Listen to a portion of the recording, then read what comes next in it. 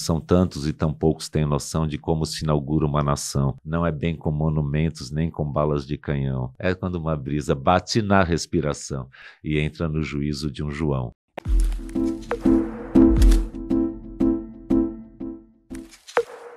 Opa, hoje eu tô aqui com o Arnaldo Antunes. Nem precisa apresentar, né, o Arnaldo Antunes, fala sério. Mas ele é músico, artista, ele é poeta, compositor, escritor. Eu trabalhei com ele muitos anos, a gente é amigo, a gente trabalhou junto. Fui empresário dele uns 10 anos, mais ou menos, né, bastante. Agora que eu tô nessa outra fase aqui de produzir conteúdo, eu chamei ele pra dar uma entrevista, porque ele gentilmente aceitou. Muito obrigado por estar aqui. Alegria, Rodrigo. Significa muito aí pra mim. Eu queria falar com você, assim, esse podcast a gente fala geralmente sobre estratégias digitais, hábitos, rotinas, né? Com pessoas que costumam produzir, ter bastante sucesso na sua área de expertise. E você é um cara que produz muito, né? Ao longo de muitas décadas, assim, você continua sendo muito, muito consistente. O que você acha que faz você conseguir ser tão prolífico, assim, na sua produção artística? Olha, é difícil dizer, assim, eu acho que tem uma inquietação criativa que continua e que continua me instigando a fazer coisas novas. Eu não gosto muito de repetir aquilo que eu já fiz, sabe? Então, sempre tem ansiedade de mostrar alguma coisa nova. Às vezes tem que revisar alguma coisa que eu já fiz, me dá muita preguiça, assim, de ficar voltando para o passado. Eu estou sempre olhando adiante, assim, sempre querendo fazer coisa nova. Então, acho que essa instigação segura, em grande parte, a produção. Agora, é claro que é difícil um artista se manter durante muito tempo, né? Manter o seu trabalho vivo para o público, né? Muitas vezes a pessoa some. Eu acho que a gente tem altos e baixos assim, mas tenta sempre estar inserindo algum grau de novidade, assim, não só repetindo aquilo que eu já fiz. Então acho que isso, de certa forma, vai instigando o público, às vezes um público novo também, a conhecer o meu trabalho, às vezes tem uma instigação, o público vai conhecer, daí sabe que eu fiz coisas antes, aí vai buscar, enfim. Tem muita gente, até hoje, eu às vezes vou num show que a pessoa vai no camarim e fala assim, poxa, nunca tinha vindo num show seu, agora virei fã, vou atrás dos discos, não sei o quê. Então, tem sempre uma pessoa que não conhece e que você pode surpreender. Então, acho que isso é que motiva também a estar sempre se renovando, né? Que legal. E como que você vê essa coisa assim, que tem duas coisas, acho que por um lado as pessoas nunca ouviram tanta música, né, como hoje, pela facilidade, né? Aham. E por outro lado também acho que diminuiu a intensidade, né, da experiência de ouvir música. Sei lá, eu lembro quando eu era criança, pelo menos, saía um disco, assim, aí você pegava aquele disco de vinil, era meio, tipo, rolava tipo um ritual, assim, sei lá, você ia lá ouvir o disco e ficar lendo as letras e tal. E hoje em dia, só que você podia ouvir, sei lá, 10 músicas novas. Era tipo um luxo, assim, você poder ouvir a música que você quer, na hora que você quer, Aham. né? E agora é uma coisa que tá muito mais à mão, só que as pessoas também perderam, acho que mudou, né, o hábito, assim. Como que você vê o seu trabalho, e o seu trabalho passou por tudo isso, né? Passou tanto por essa época Aham. como agora. E como que você enxerga, assim, o lado bom, o lado ruim? Mudou o seu jeito de consumir música? Você consome como você fazia antes? Olha, eu acho que tinha essa coisa da expectativa de um novo disco que eu queria que fosse lançado, e quando sai você ia ouvir tudo isso, e o ritual de pôr na vitrola, ouvir. Essa relação com a música, eu não sei se é porque mudou a relação de todo mundo com a música, Uhum. ou só é porque no meu período de formação, de jovem, adolescente, tinha uma relação Mais romântica, diferente, assim. assim, que aquilo, até hoje eu ouço uma música que eu curtia naquela época, aquilo me arrepia, me vem Uhum. um monte de lembrança, e a música tem esse poder, né, de Memória fazer afetiva, né? você reviver, né, coisas. Às vezes gosto muito de ouvir música no carro, por exemplo, que é uma situação muito especial. Então tem algo de ritualístico ainda ali, que você vê a paisagem passando, e é quando talvez eu encontro um pouco daquela sensação, né, de adolescente, de Sim. jovem, assim. Agora, o dia a dia, é difícil dizer. Eu acho que tem uma coisa, as pessoas, por exemplo, ouviam rádio, você era um ouvinte passivo do que tocava na rádio. Hoje em dia, você vai no streaming e toca o que você quiser, você é o seu radialista, você tem ali Tem as playlists, né, e tal. você pode ouvir o que você quiser. E ao mesmo tempo você não tem aquela sua coleção de discos que é a sua preciosidade. Você tem tem Todos os você tem a discos. loja de disco inteira, né? Então é uma relação diferente mesmo. Talvez perca um pouco da magia, da preciosidade, né, de cada canção, vira uma coisa mais corriqueira, assim, um serviço que você pode acessar qualquer coisa. Mas ao mesmo tempo isso traz a vantagem de você ter acesso a qualquer Acessibilidade, né? informação e eu acho que os momentos intensos com a música sempre vão acabar acontecendo. Depende, claro, da sua maneira de se relacionar com ela, o que é muito individual para cada pessoa. Agora, realmente, o hábito também vai mudando dependendo do meio que você tem, né? Acho que com LP era diferente, com CD é diferente, com digital é diferente. Eu me ressinto muito de não ter as fichas técnicas, sabe? Isso As que eu acho letras. o maior Você absurdo, né? muitas vezes não sabe quem compôs a música, né, no streaming. E isso é um problema mesmo grave que eles vão ter que resolver, assim, com o Sim. tempo. Mas também o apego à coisa material traz uma coisa legal também, de você ter, no LP era aquela coisa gráfica da capa grande, né? Enfim, são diferenças, mas eu acho que tem coisas boas e Sim, coisas sim. ruins, e a gente não pode perder essa relação de intensidade com a música em determinados momentos. Claro que tem horas que também você põe uma música, mas não está tão atento a ela e tal. E você é um cara que tem centenas e centenas e centenas de músicas, né? Você tá sempre ali nos primeiros compositores ali que mais arrecadam no Brasil e tal. Você acha que é uma coisa, assim, totalmente misteriosa, assim, essa coisa que faz uma música tocar 1 milhão de vezes mais do que a outra? Ou você acha que quando você tá fazendo a música, você percebe e fala assim, nossa, essa música aqui tá com cara de que vai chegar numa puta de uma multidão. Como que é, assim, você pensa nisso alguma hora quando você tá fazendo? Ou você faz a música, é uma coisa muito instintiva ali e depois vocês escolhem isso? Porque também tem essa coisa assim, o arranjo, quem vai cantar, como vai ser e tal. Bom, eu tenho muita música mesmo, mas eu tenho a sorte de ter tido muitos parceiros, então muita gente me procura para fazer Sim, música sim. junto, eu acabo encontrando outros artistas nos bastidores de programas, de shows e tudo isso, e acaba sempre, quando interessa, quando tem afinidade, né, estética e tal, a gente acaba revertendo esse encontro para uma parceria nova e tal. E muita gente gravou música minha. Então, além da minha obra, junto com Titãs, junto com Tribalistas, com Pequeno Cidadão, com coisas que fiz para trilha de filme, não sei o que, tem as parcerias.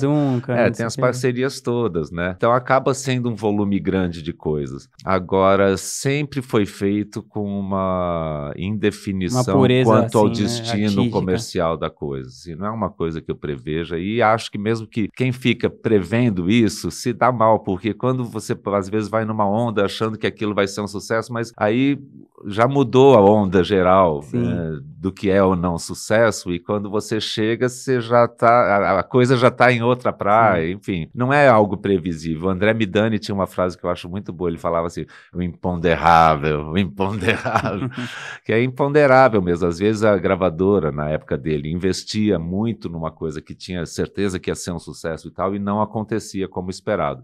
E às vezes uma coisa que eles estavam meio assim, de repente vaza e explode por si, né? E com os Titãs eu tive muitas experiências assim. Da gravadora, por exemplo, escolhe uma música de trabalho, como foi aquela Flores, por exemplo, do disco Oblast Blom. E tocou e tal, legal, mas uma música que era a mais estranha do disco, que era toda falada, que era o Pulso, e que a gravadora não tinha feito trabalho nenhum, começou a tocar, pipocar numa rádio ou outra e tal, e foi crescendo, acabou virando um sucesso tão grande ou maior do que o Flores. Então tem essa coisa mesmo do imponderável, e acho que o artista, quando ele é verdadeiro no que ele quer expressar, ele não tem muito como... Quem está pensando no resultado é publicitário, é político, é outra praia, outro tipo de discurso. Não dá pra gente pensar nisso. Não, eu sempre gostei muito dessa coisa de você manter uma... Você sempre teve essa coisa da integridade artística, de estar querendo fazer algo novo, que eu acho que esse é o papel do artista, né? É buscar alguma coisa nova e mostrar para as outras pessoas. Ó, tem um lance novo aqui, o que vocês acham, né? Tá alterando de alguma forma a sensibilidade, a consciência das pessoas, senão também para ser só que repetir o que as pessoas já têm como pré-estabelecido. Senão você vira um cover de você mesmo, né? Mas tinha uma coisa na criação em si, né? Que isso vai para livro, vai para qualquer coisa que é tem um formato, né? Que, tipo assim, tinha um formato de disco. Então, sei lá, você fazia ali mais ou menos 10 a 14 músicas que duravam até 70 minutos. E essa coisa também do streaming, não sei o quê, quebrou isso, assim. E você já experimentou, ao longo da gente trabalhar junto, a gente já experimentou vários formatos, né? Agora, por exemplo, você lançou um single, que é o Real Existe, tá fazendo um disco também. Queria que você comentasse um pouco, assim, Como que vem essa pegada de você lançar um single antes? Como que repercutiu isso? O que você levou em consideração nessa coisa do formato? Ou você já desencanou desse negócio do formato e você vai só por uma coisa mais artística hoje em dia? Olha, em relação a essa coisa da entrada do digital, eu acho também que tem um lado bom e um lado ruim, assim como a coisa do jeito da gente ouvir música que a gente falou antes. Certo. Eu acho que o lado bom é que dá muito mais liberdade para o artista de lançar uma música, 2, 4, 6, 10. Não tem essa coisa do formato de um álbum. Você não tem que esperar ter um conjunto de músicas que justifique a entrada em estúdio para gravar um disco. E que se correlacionem umas com as outras, as faixas, né? E também lançando conforme o seu desejo. Então é uma coisa mais livre. Mas, por outro lado, eu sou muito apegado, porque eu fui formado, né, numa escola de pensar álbuns, mesmo do jeito de ouvir música. Eu nunca gostei muito de ouvir compilação de um artista. Eu gostava de ouvir os discos originais, porque eu sabia que aquilo tinha uma ordem. Tinha sido pensado de algum jeito e tal, cada né? disco reproduzia, de certa forma, uma fase do artista, tinha uma sonoridade própria, um conceito, muitas vezes, entre as letras, tinham temáticas recorrentes, e isso é uma coisa que me encantava, assim, ver o disco como uma obra. E eu passei a gravar sempre com esse conceito, assim, com essa ideia. Às vezes um disco até se relacionava com o outro pelo título, tipo, eu lancei O Silêncio, depois lancei Um Som. Eu gostava dessa passagem do artigo definido para o indefinido, né? De ser um silêncio só, mas ser vários sons, ser um som entre outros, né? Eu acho que com o tempo eu vou me adaptando também. Então a gente experimentou, por exemplo, um disco que se chama Disco, né?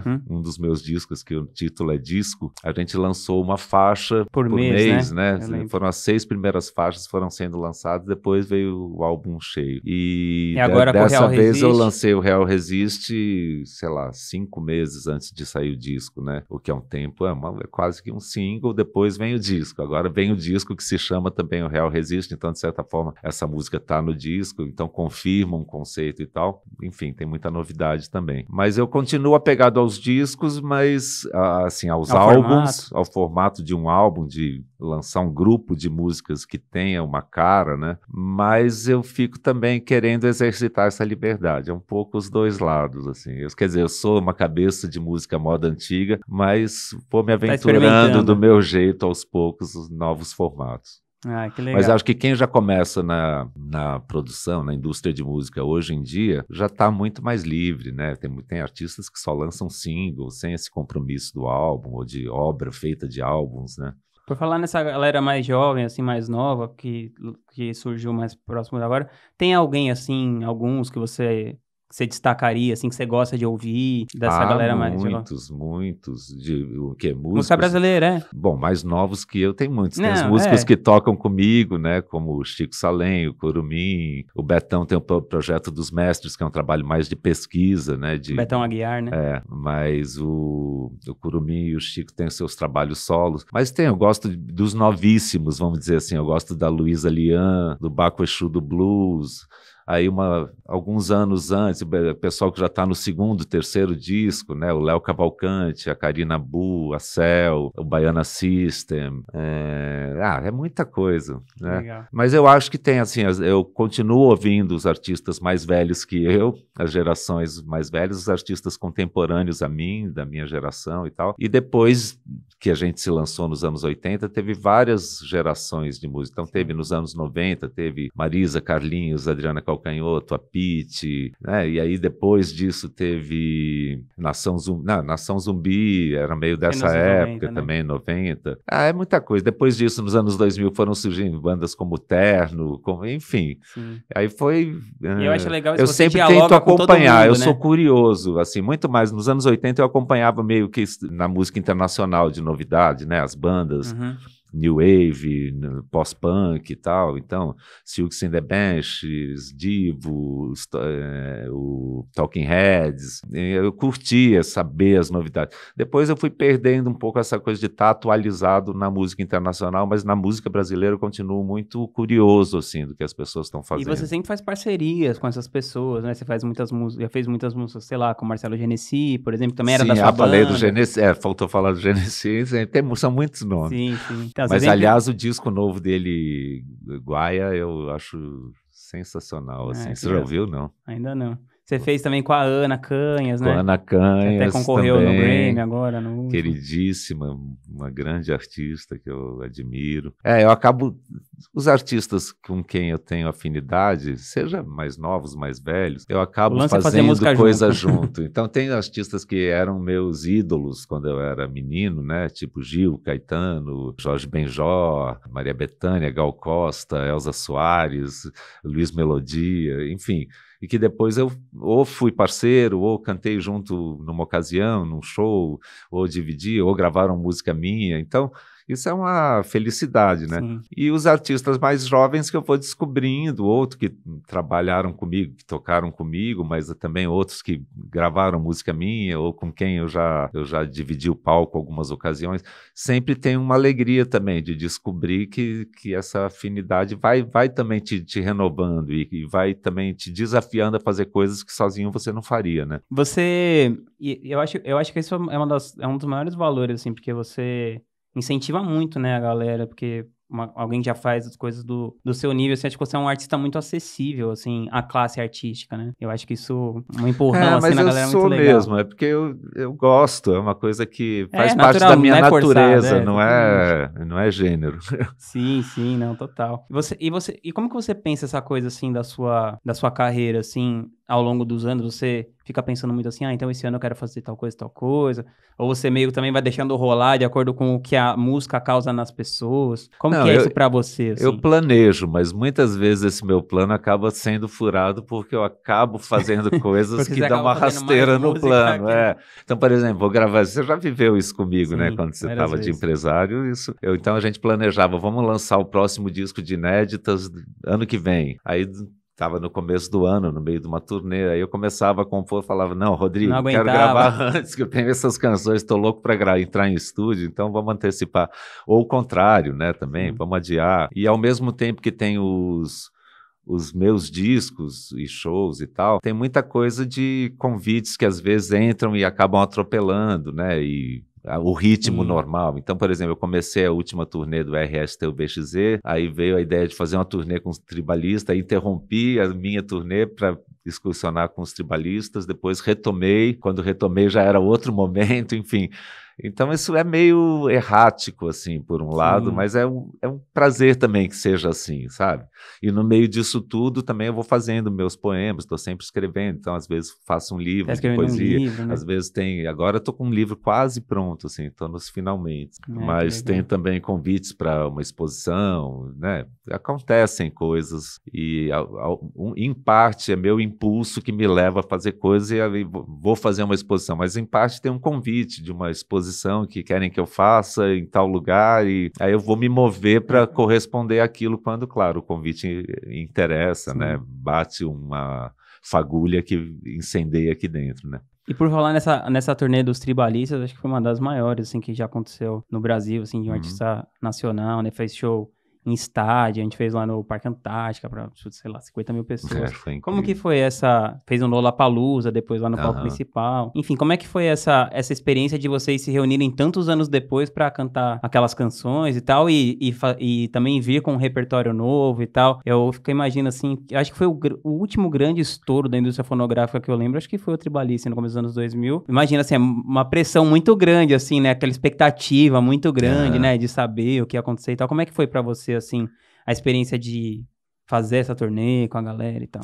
Olha, eu acho que grande parte do público, muita gente sonhava em ver um show dos tribalistas, mas mais do que todo mundo, a gente mesmo tinha esse sonho. Foi mesmo a realização de um sonho essa turnê. A gente, quando gravou o primeiro disco, foi um grande estouro, né? Um grande sucesso, mas a gente não tinha como fazer uma turnê naquele período, porque Marisa estava grávida, teve nenê logo em seguida, depois de sair o disco, então não é algo que pudesse acontecer assim no calor do lançamento do disco. Depois disso, a gente continuou compondo junto, mais esporadicamente. Fizemos alguns encontros assim na Bahia, lá no Museu do Ritmo, né? Naqueles shows pré-carnaval do Do Carlinhos. Carlinhos.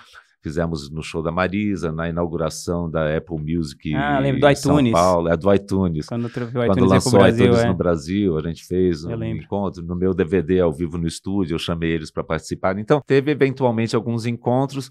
E a gente nunca parou de Se compor encontrar, junto, né? que esse repertório todo de canções que a gente veio compondo junto depois dos Tribalistas foi entrando no Nos discos de repertório do vocês, disco de né? cada um de Ainda nós. Bem, da Marisa, Isso, depois, não sei o quê. isso. Enfim, numa dessas reuniões para fazer música, da gente compor junto e tal, resolvemos passar uma semana na Bahia compondo, e aí surgiu Um um repertório volume de músicas que justificava que a gente gravasse elas juntos de novo. Era assim, não, agora pintou. Aí deu esse desejo, assim, de gravar, e gravamos, e dessa vez não tinha impedimento para a gente sair em turnê, fizemos. E foi bonito, porque a gente tem música na turnê, tem músicas do primeiro e do segundo álbum, mas também tem várias dessas que a gente gravou separadamente, apesar de ser parcerias de nós três, né? Que são o quê? Umas 50 músicas? Um negócio assim? A gente até dizia isso no show, que além dos 2 discos, a gente tinha umas 50 músicas que estavam ali, não só no nosso repertório, mas teve a Cássia Eller, gravou uma parceria nossa, Rita Lee, gravou, outros intérpretes também gravaram. E foi uma turnê que passou assim, sei lá, foi pra América Latina, foi pra Europa, Estados Unidos, né? Foi uma turnê assim, que passou pelo mundo todo. Foi um sonho bem realizado, assim, que aí deu para fazer Brasil, várias capitais, deu para fazer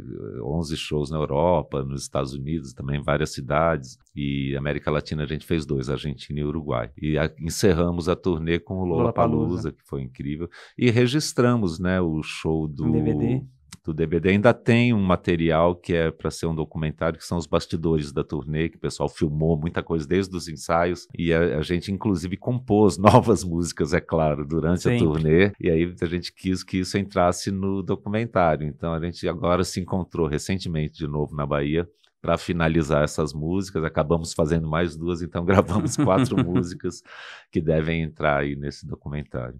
Que vai sair futuramente, não tem data ainda, mas... Arnaldo, mas falando de outras coisas também, eu queria perguntar, cara, tem algum hábito, alguma coisa que você começou a colocar na sua rotina, assim, que mudou, assim, a sua qualidade de vida, assim, o seu jeito de enxergar as coisas, sei lá, por exemplo, meditar, ir pro sítio, não sei o quê. Alguma parada que você faz, assim, que, tipo, quando você tá fazendo aquilo, você vê que sua vida fica melhor, assim? E você falou tudo. Ir pro sítio, chega uma hora que a gente tem que fugir um pouco de São Paulo. Acho que a velocidade de São Paulo é meio avassaladora, assim, para a sensibilidade. E juntando com a coisa das mídias sociais, essa coisa de você ficar o tempo todo vendo Twitter, Instagram, não sei o quê. Mas você nem fica, eu te conheço, é mó de boa mas com isso. É um vício. Qualquer pessoa que começa a viciar muito tem que dosar o tempo de ficar fuçando essas redes sociais, eu acho que é uma das medidas. E outra, sair um pouco de São Paulo. Então eu tenho um sítio que a gente... É uma coisa, dá uma contemplada ali. Dá uma fugida para lá. Falta esse tempo, sabe? A gente vive um tempo muito veloz, seja das requisições cotidianas, seja das mídias mesmo que a gente convive, né? A gente precisa ter esse tempo de contemplação. Então, por exemplo, o tempo de leitura de um livro é uma outra forma de contemplação, mas você vive o tempo de outro jeito. Porque aqui você está sempre lendo a coisa... mensagens, andando na rua também, você fica vendo outdoor, placa de rua, não sei o que, loja, mas aqui na página do livro você tem que dar aquela mergulhada numa outra espécie de tempo. E assim como contemplar uma paisagem, assim como ter outras experiências que resgatem um pouco essa lentidão. Acho que tem que ser tudo mais lento e tem que alimentar essa lentidão, porque senão a gente vai enlouquecendo no ritmo, né, da grande metrópole e da vida voraz, né, que os tempos de hoje, muitos estímulos e muita velocidade. Como são os seus hábitos de leitura? Ou você tem algum tipo de você lê quando dá na telha, quando dá, ou você se programa para isso? Olha, geralmente de noite, é difícil de dia quando você está entre coisas, tem que responder e-mail, tem que sair para comprar não sei o quê, Tem muita função. Tem muita coisa requisitando, enfim. De noite é o tempo que eu tiro para ler, assim. Às vezes eu leio de dia também, mas é mais difícil que eu conseguir ter uma concentração. Mas você tem uma consistência, assim, até hoje, assim, desde muito tempo, você continua sempre, tipo, todo dia de noite você vai lá dar uma lidinha e tal. Sim, eu não tenho nada muito disciplinado, sabe, assim, tal horário eu vou escrever, tal horário eu vou tocar, tal horário eu vou ler. É tão impressionante. É um pouco misturado tudo, sabe? Então, quando eu vou, por exemplo, saio de São Paulo, sei lá, vou para Fortaleza fazer um show, aí tem a tarde livre no hotel, aí eu leio durante o dia, mas em São Paulo eu leio mais à noite, mas Aí vou para o sítio, leio. Sim. Então é tudo um pouco misto. Eu não tenho uma disciplina de horário muito rígida, não. Às vezes durmo 3, 4 da madrugada porque fico mergulhado ou mexendo no meu livro, ou lendo, ou compondo. E às vezes não, eu vou dormir 11 da noite, meia-noite. Então é meio assim, às vezes eu esqueço de almoçar e como depois. Eu sou meio desregrado, assim. E eu queria falar um pouco desse seu trabalho novo, né? Pô, tem essa coisa dessa música com esse conceito do Real Resiste. É um grito, assim, contra o que tá acontecendo, né, do governo atual. Eu queria que você comentasse um pouco, assim, como que você enxerga a cultura daqui pra frente no Brasil, né, com tanto, sei lá, que vinha uma onda, assim, diferente, que deu muito espaço pra cultura, né, nos últimos anos, assim, foi uma coisa que floresceu muito, e agora, sei lá, você vê as produtoras de cinema tudo fechando, meio que parece que tem um desmanche, assim, eu não sei se é exatamente essa palavra, mas queria saber, você como artista, como que você enxerga isso, assim? Essa canção O Real Resiste, ela foi feita um pouco sob um estado de perplexidade diante do que está acontecendo no Brasil. Isso desde o golpe, né? Quando tiraram uma presidenta eleita legitimamente, e tiraram sem tanta legitimidade esse impeachment. Mas, enfim, toda essa ascensão do bolsonarismo e dessa coisa da extrema-direita, tudo isso, eu fiquei muito assustado, muito perplexo. E de ver também como que pessoas estão defendendo a censura, a tortura, a ditadura, enfim, eu acho isso muito escandaloso, assim, isso, daí veio essa coisa, né, é só um pesadelo, não é possível, a gente quer acreditar que o real é outra coisa, que as pessoas não estão compactuando com uma cultura do ódio, da violência, que estão... Enfim, é o mínimo de civilidade, de dignidade, você dizer, não, pessoas que querem o melhor para si mesmo e para os outros, que sabem conviver com a diversidade, que veem os adversários políticos não como inimigos que você tem que matar, mas com diálogo, enfim, você quer um mínimo de defesa, né, de ambiente democrático. E isso está sendo ameaçado de várias formas, e é claro que a gente fica assustado, mas quer acreditar, né? Ao mesmo tempo tem um lado otimista, né, de você acreditar, não, existe algo real, que são as pessoas reais, que respiram, que comem, que conversam, que transam, né, apesar de ter agora uma campanha para as pessoas terem abstinência sexual, né, da ministra Damares. É uma loucura. E ao mesmo tempo o obscurantismo de você não ter educação sexual na escola, então é você não saber e não fazer, mas claro que vão continuar fazendo, só que sem ter informação sobre aquilo, então é uma loucura, mas isso é um dos índices, né, de um período muito hostil e muito ameaçador, principalmente a cultura, a educação, a pesquisa científica e ao meio ambiente, aos direitos humanos também. Então são coisas que eu acho que a gente tem que prezar, preservar, e não existe nação sem uma cultura forte, sem uma pesquisa científica forte, uma educação, enfim.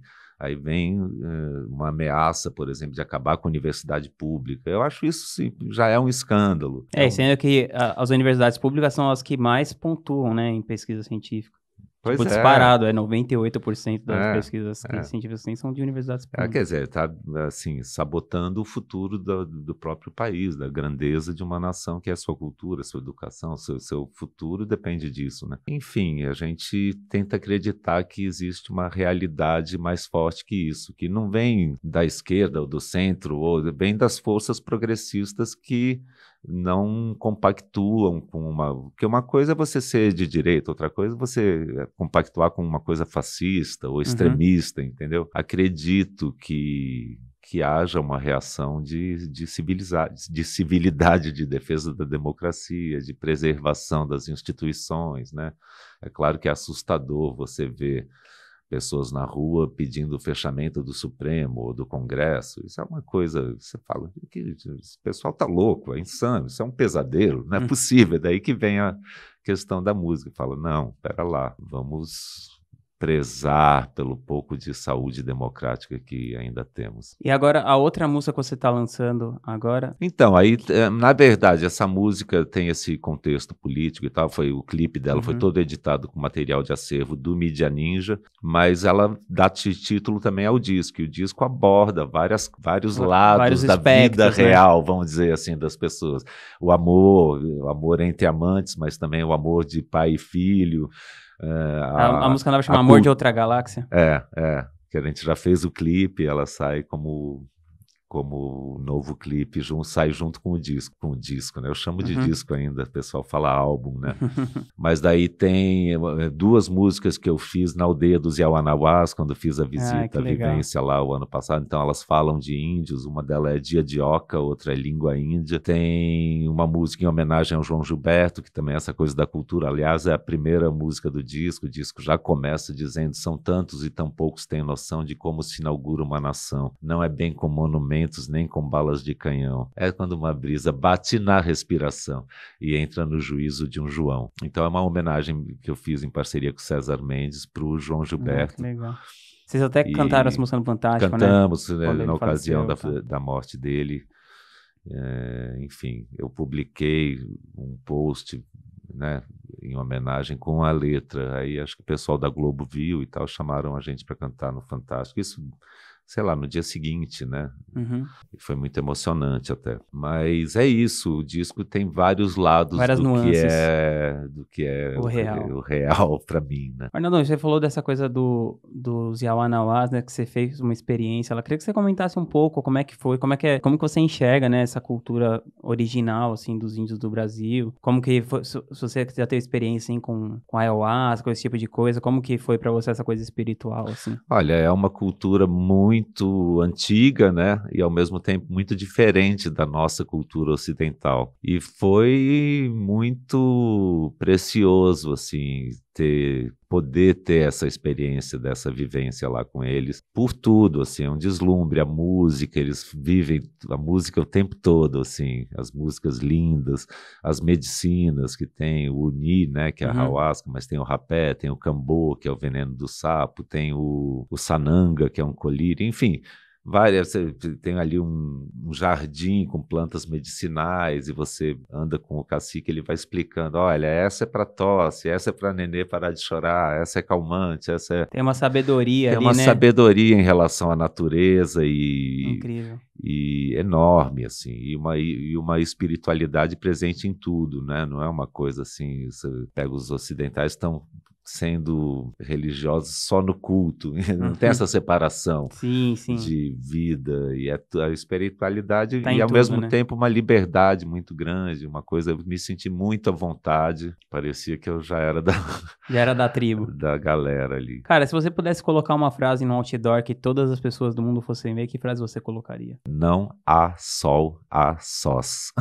Muito boa. Que na verdade é essa coisa de você inclassificáveis. Convive numa coletividade, mas ao mesmo tempo tem um trocadilho aí, né? Que não há sós, não há sol sozinho, mas também não há sol a sós, né? Conviver também com a pluralidade, né? Eu amo essa música é demais. Pô, Arnaldão, brigadão por você ter vindo aí. Valeu, Rodrigo, prazerzão, adorei a conversa. Também adorei, espero que a gente se veja, continue se vendo por aí. Boa.